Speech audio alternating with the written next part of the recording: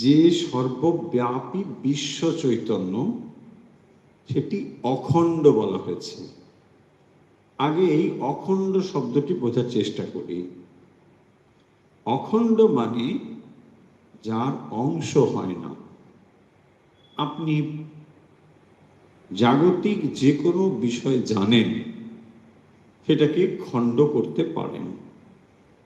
ধরুন, আপনি একটা বড় কাপড় মনে মনে ভাবুন, সেই কাপড়টাকে আপনি কাটতে পারেন, খণ্ডিত হয়ে গেল। আপনি বিশাল একটা কার্পেট ভাবুন, সেটাকেও আপনি কাটতে পারেন।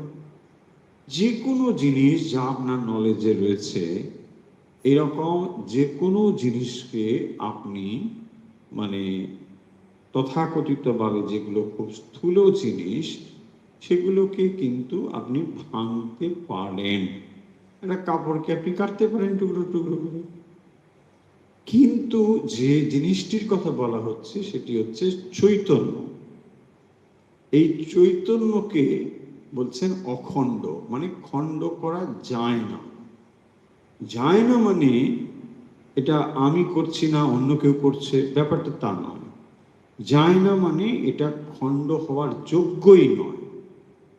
যে জিনিসটিকে কখনো কোনো অবস্থায় কেউই খণ্ড করতে পারবে না, তাকেই বলা হবে অখণ্ড। আমরা এই জিনিসটি বোঝার জন্য কিরকম করেছিলাম, মনে মনে ভাবুন। আমার কাছে এখন ঘট নেই, থাকলে দেখিয়ে দিতাম। যে যখনই আপনি একটা পাত্র, একটা খালি যদি কোনো ঘট হোক, একটা বড় বোতল হোক, বা কোনো কিছু একটা পাত্র, যার ঢাকনাটা আপনি খুলে ফেলুন। এবারে আপনি কি দেখছেন?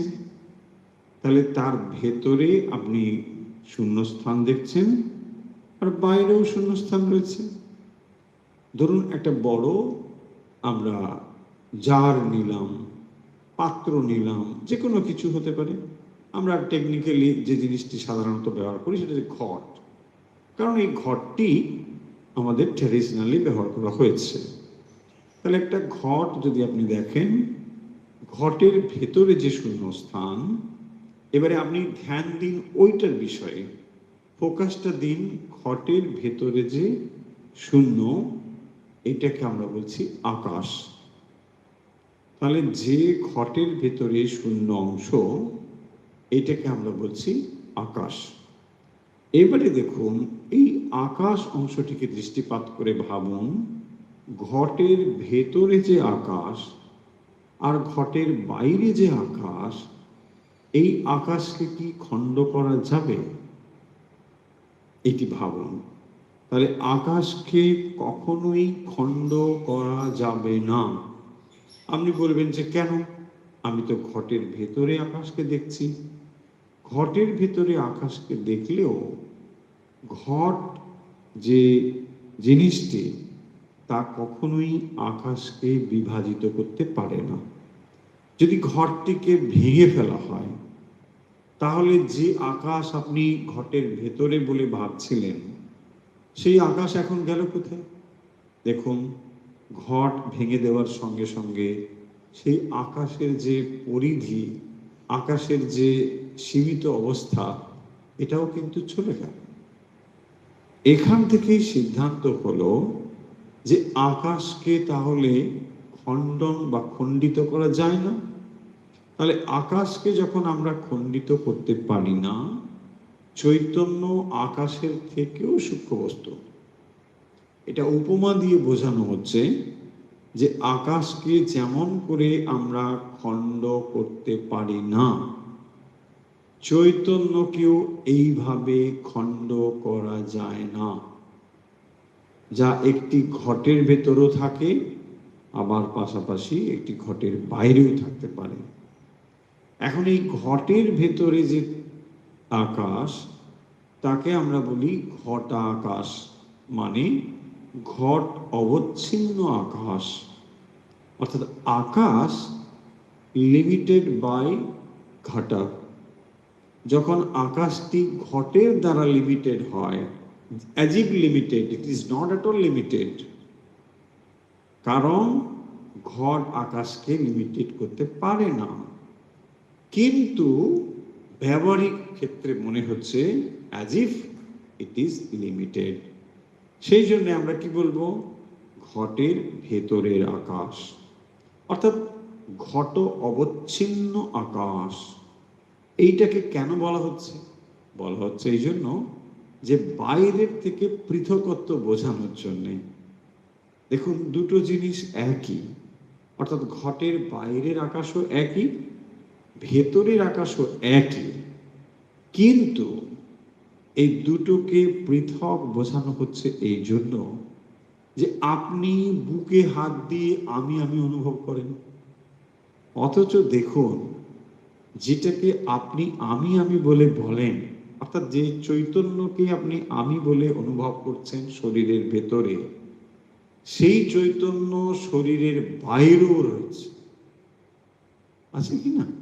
তাহলে শরীরের ভেতরেও যিনি আছেন, শরীরের বাইরেও যিনি রয়েছেন, এই দুটোকে যেন পৃথক হয়েছে বলে আমরা ভেতরেরটিকে একরকম আর বাইরেরটিকে আর এরকম বলছি। তাহলে দেহের ভেতরে যে চৈতন্য, সেইটিকে আপনি আমি আমি অনুভব করেন, আর দেহের বাইরে যেটা চৈতন্য সেটাকে আপনি তুমি তুমি বলে অনুভব করেন। দেখো, আমি ছাড়া যা কিছু সবই তুমি। আমি, এটার ভেতরে রয়েছে আমি, আর এর বাইরে যা রয়েছে সব তুমি। তাহলে জগতের সমস্ত জিনিসকে যদি দুটো জিনিসে বিশ্লেষণ করেন, একটা হবে আমি আর একটা হবে তুমি। তাহলে তুমি মানে কে? তুমি মানে হবে আমার ভেতরে যে চৈতন্য, সেইটি ছাড়া যে চৈতন্য বাইরে, তাকেই আমি বলছি তুমি।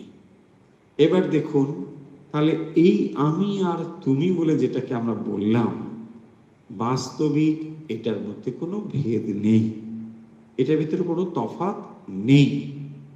এই যে এবারে আপনি লিখছেন যে বিশ্বব্যাপী অখণ্ডতাকে আমরা ঈশ্বর বলি, কথাটা ঠিক।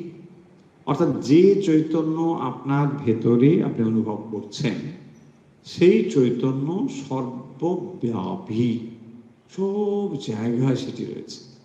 এই সর্বব্যাপী চৈতন্যকে বলা হয় ঈশ্বর। তাহলে সীমিত চৈতন্য যে আমি আমি ভাব, সেখানে অখণ্ড চৈতন্য সত্তা, অখণ্ড চৈতন্য সত্তা ঠিকই, কিন্তু আপনি তাকে খণ্ডিত রূপে অনুভব করছেন। এখানেই মজা, যে যখন আপনি অখণ্ড সত্তাকে খণ্ড রূপে অনুভব করছেন, কারণ না দেহের দ্বারা তা যেন সীমায়িত হয়েছে, সেই জন্যই আপনি বুঝছেন যে না, বাইরে তো নয়, আমি এই দেহের ভেতরে রয়েছি। এটাই সর্বদাই হয়ে চলেছে। তাই এখানে যে অংশ আমাদের ভেতরে আছে বলে এটা অংশ আমরা বলছি বটে, কিন্তু সেটা অংশভূত হতে পারে না। তাহলে দেহ কখনো সেই চৈতন্যকে বিভেদ করতে পারে না, তফাৎ করতে পারে না। তাই যখন শরীরটি চলে যায়, তখন যেমন চৈতন্য ছিল ঠিক একই চৈতন্য থাকে। সেটি যেমন দেহের ভেতরে ছিল, আবার এখন বাইরেও ছিল, ঠিক একই রকম ভাবে সেটা বিদ্যমান থাকে। তাই আপনি যে প্রশ্ন করেছেন, আমরা আশা করি তার উত্তরটা খুঁজে পেলাম, যে যে চৈতন্য সর্বব্যাপী, যাকে আমরা ঈশ্বর বলছি, সেই ঈশ্বর আপনার ভেতরে রয়েছেন, কিন্তু সীমাহিতভাবে, লিমিটেড হয়ে। এবার দেখুন, একটা প্র্যাকটিক্যাল এক্সাম্পল নিন। আমরা বহুবার এই এক্সাম্পল দিয়েছি ইলেকট্রিসিটি দিয়ে। তাহলে ইলেকট্রিসিটি যখন তারের ভেতর দিয়ে যেখানে যেখানে যাচ্ছে, সেখানেই তার যে কাজ সেটি প্রকাশিত হচ্ছে। অর্থাৎ তারের ভেতরে সর্বত্রই সেই ইলেকট্রিসিটি রয়েছে, কিন্তু আপনি যেমন যেমন ডিভাইস, যেমন যেমন তার পাওয়ার সেখানে দিচ্ছেন, সেই অনুযায়ী তার ম্যানিফেস্টেশনটা হচ্ছে। যদি আপনি বড় ওয়াটের বাল্ব ওখানে দেন, তাহলে আলোটা একটু বেশি হবে, কম ওয়াটের দিলে আলোটা কম হবে। এর মানে কি? এর মানে হচ্ছে যে ডিভাইসের ভেতর দিয়ে এটা ম্যানিফেস্টেড হচ্ছে, তাহলে হিউম্যান বডি মাইন্ড একটা লাইক ডিভাইস, সেই ডিভাইসের ভেতর দিয়ে এটা এইভাবে ম্যানিফেস্টেড হচ্ছে।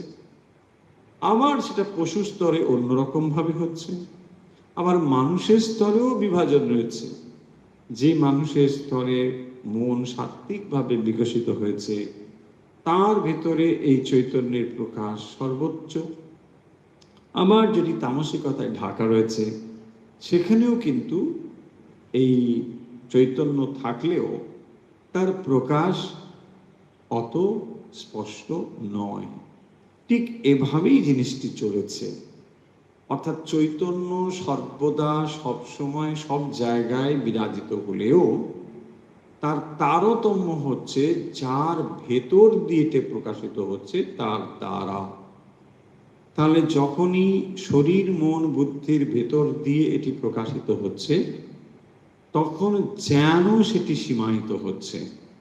আর যেন সীমায়িত হচ্ছে বলেই আপনি আমি ইন্ডিভিজুয়ালিটি তৈরি হয়েছে। তাই আপনি একরকম মানুষ, আমি আর একরকম, উনি আর একরকম। এই যে বিভিন্ন মানুষের ভেতরে বৈচিত্র্য হয়েছে এখান থেকেই। তাহলে বৈচিত্র্য কিন্তু চৈতন্য অংশে নেই। সমস্ত চৈতন্য অখণ্ড সত্তা একই বিরাজ করছেন, কিন্তু তার ভেতরে শরীর মন বুদ্ধির তারতম্য হেতু, যেহেতু শরীর মন বুদ্ধির তারতম্য রয়েছে, তাই তার ম্যানিফেস্টেশনটা কিন্তু আলাদা। অর্থাৎ যখন এই শরীর মন বুদ্ধি পরিশীলিত হবে, শুদ্ধ হবে, পবিত্র হবে, তখন সেই চৈতন্যের প্রকাশ একরকম ভাবে হবে। আবার যদি অশুদ্ধ হয়, অপবিত্র হয়, তার প্রকাশ কিন্তু আর একরকম ভাবে হবে। আশা